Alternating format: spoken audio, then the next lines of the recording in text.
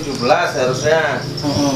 Syederalun, Kejaksaan Negeri Nagan Raya bersama Dinas Pendidikan Senin siang mengamankan belasan eksemplar buku pelajaran ilmu pengetahuan sosial untuk murid SD. Ini semua 17 tapi yang ada di 15. Buku yang disita itu berisikan materi Yerusalem sebagai ibu kota Israel yang kini menuai kontroversi dan protes dari masyarakat dunia. Ini, Pak. Dari kurikulum enggak dipakai lagi. Buku ini didapat dari SD Negeri 1 Simpang Pet, Kecamatan Kuala. Yang disita untuk SD 1 Simpang 4 itu ada 17 buku.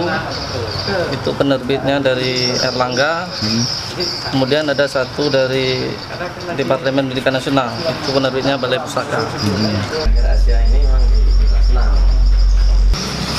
Sementara pihak sekolah mengaku buku keluaran 2006 itu tak lagi digunakan dengan alasan telah disesuaikan dengan kurikulum dan buku terbitan baru.